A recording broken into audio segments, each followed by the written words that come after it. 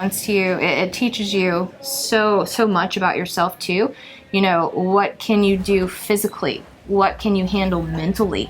Because bodybuilding is a mental sport, as you know, just as much as it is physical, especially when you're on prep. You know, you're exhausted, you have to get up and you have to do over an hour of cardio a day.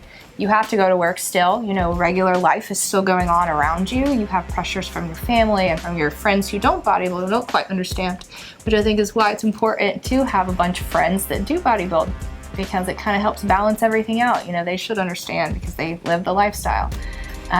But yeah, you just learn so much about yourself in general whenever you do what we do.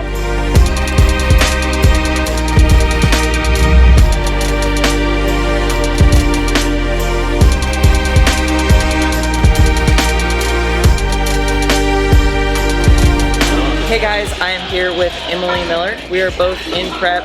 We are both figure competitors. She is 5 weeks out. I am 11 weeks out, and we are training back today. So today I'm doing her program. It's a little bit different than what you've seen on the channel so far, but a lot of similar movements, and then we'll show you any differences we have based on our individual structures and needs in terms of training.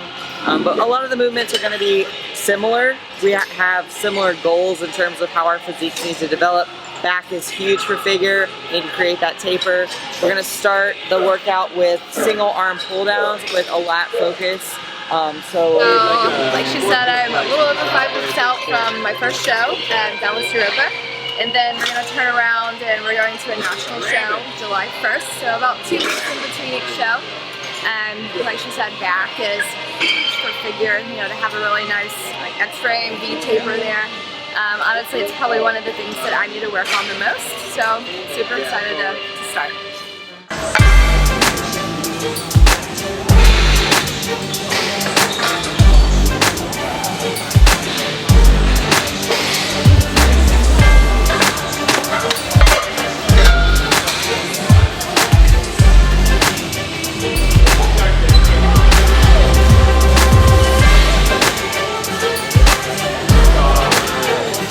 So you can tell when she's doing these, her low lats are coming in a lot.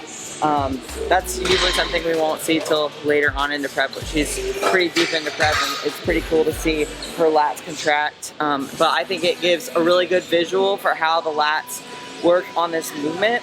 You can tell as she's like leaning into that side, she's keeping that lat engaged even at the top. And then you can you can almost feel it just watching. See her drive down all the way until the low lat completely contracts. So it's pretty cool to see.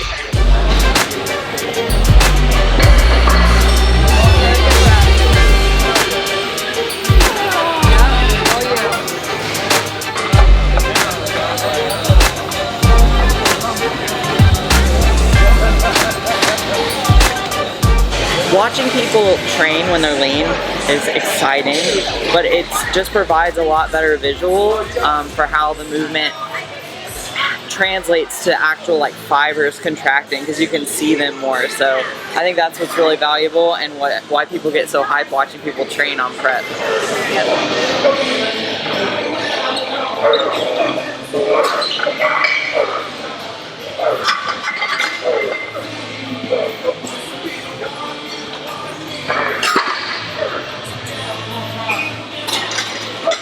There's like unspoken rules of training, and a lot of times you'll see programs written where you want to do compounds first because you want to like save your steam for those. But I think it's also really valuable to start with a movement like this that's allowing you to get a lot of tension in a certain muscle group that you want to focus on.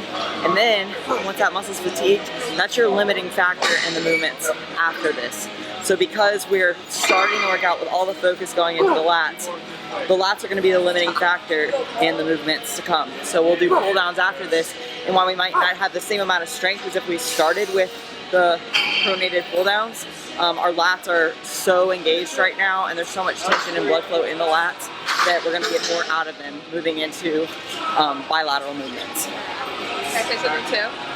So I think this is also good in the sense of some people have uneven lats. So if you take a really close look at mine, my left lat is a significant amount weaker than my right lat is, and kind of underdeveloped compared to it as well. So putting this before my more compound, like double lat movements kind of helps me also like, get blood flow to the area and, you know, just activate them in general.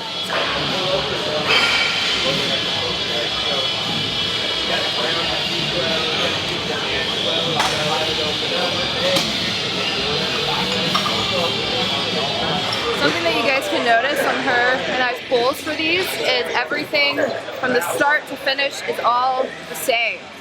So the very first rep looks like the very last rep, and she's not overextending when she gets to the top because that takes it out of your lap. I think that there's an underwriting value in consistency in this sport. I mean, with everything, it's all about consistency. One, for data monitoring, right? If every rep is different, how do you know what's working and what's not? Two, if you're switching the movement itself, you're going to engage different muscles. And if we're progressively overloading a muscle group, we need to keep the focus on that muscle group. So by locking it in from the start, pulling in the same plane, you're ensuring consistency that's going to allow you to track how that muscle progresses and make sure that you're only engaging that muscle.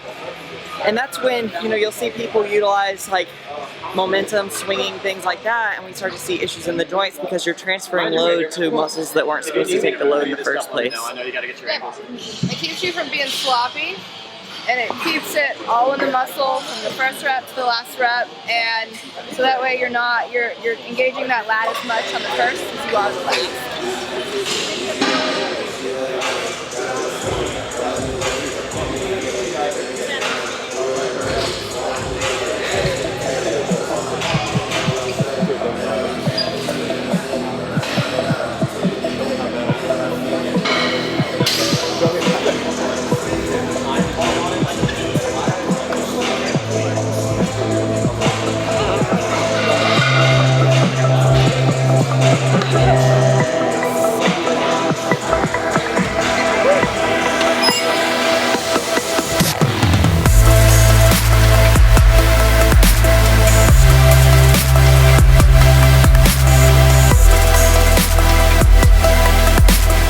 So I love bodybuilding. It's something that's super extreme for most people, I'd say, and I think that's what makes it so special because it's different, you know. I think there's like 1% or less of the population that truly bodybuilds.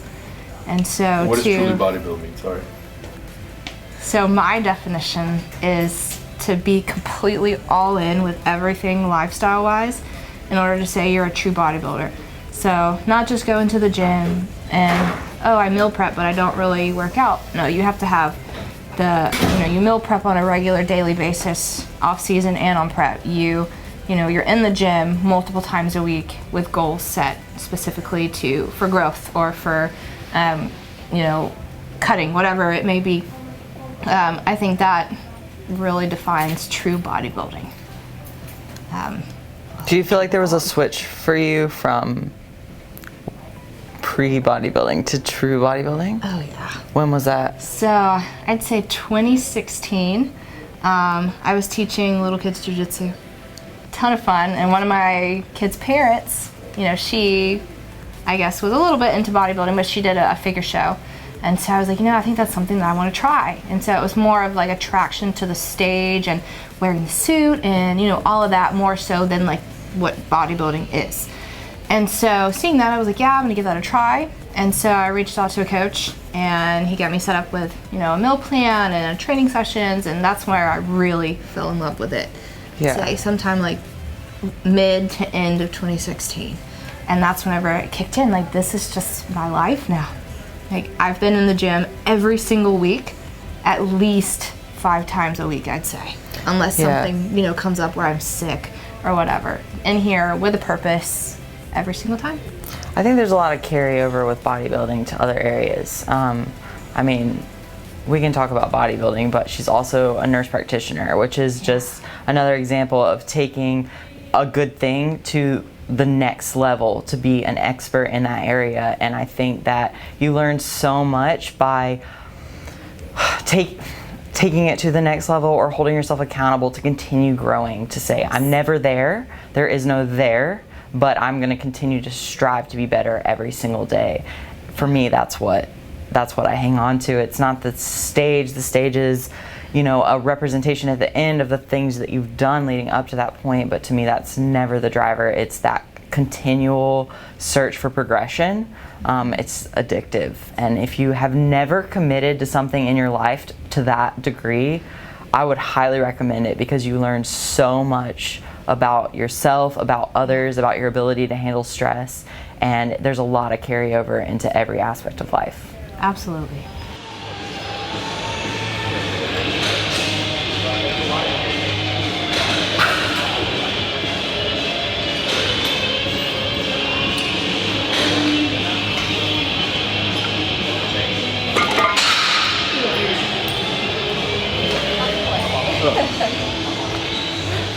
So on these, and I don't know if you guys noticed, but on my single arm rows, I always start with my weak arm first, which is my left side, just to make sure that I don't have a huge discrepancy and I get 15 on my strong side and I can only make it to 10 on my weak side. So I always start with my weakest arm first.